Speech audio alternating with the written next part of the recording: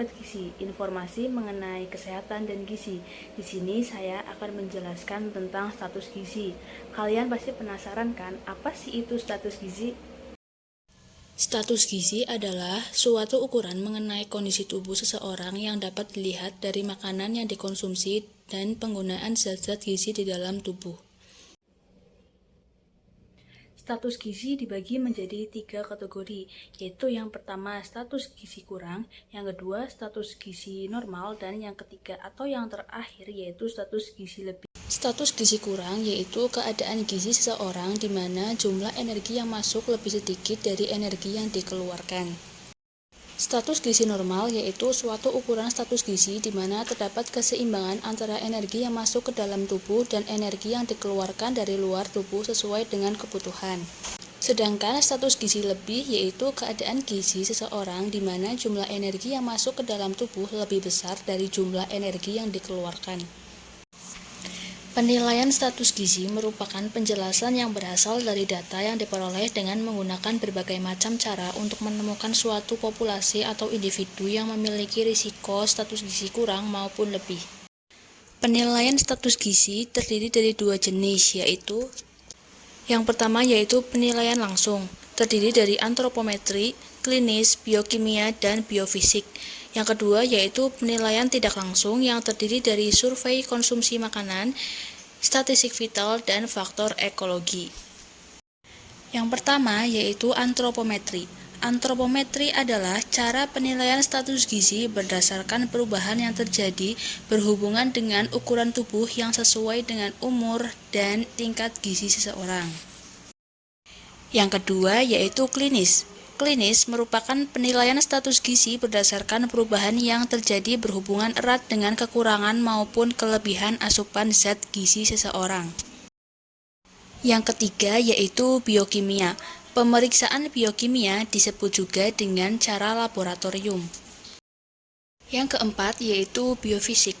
Biofisik ini merupakan penilaian status gizi dengan melihat kemampuan fungsi jaringan dan melihat perubahan struktur jaringan yang dapat digunakan dalam keadaan tertentu, seperti kejadian buta senja. Status gizi adalah suatu ukuran mengenai kondisi tubuh seseorang yang dapat dilihat dari makanan yang dikonsumsi dan penggunaan zat-zat gizi di dalam tubuh. Status gizi kurang yaitu keadaan gizi seseorang di mana jumlah energi yang masuk lebih sedikit dari energi yang dikeluarkan. Status gizi normal yaitu suatu ukuran status gizi di mana terdapat keseimbangan antara energi yang masuk ke dalam tubuh dan energi yang dikeluarkan dari luar tubuh sesuai dengan kebutuhan.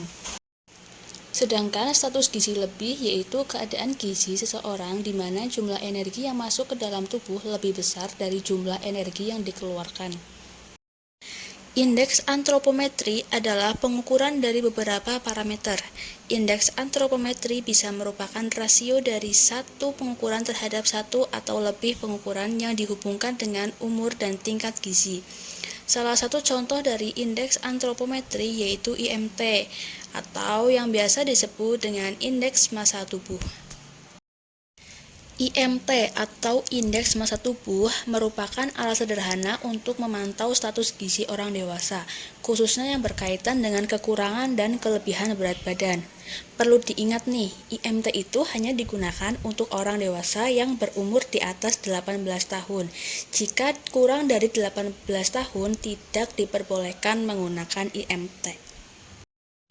Cara mengukur IMT yaitu dengan cara berat badan dalam satuan kilogram dibagi dengan tinggi badan dalam satuan meter dikuadratkan. Berikut adalah tabel klasifikasi IMT atau Indeks Massa Tubuh menurut WHO dan nasional. Metode pengukuran konsumsi makanan digunakan untuk mendapatkan data konsumsi makanan tingkat individu.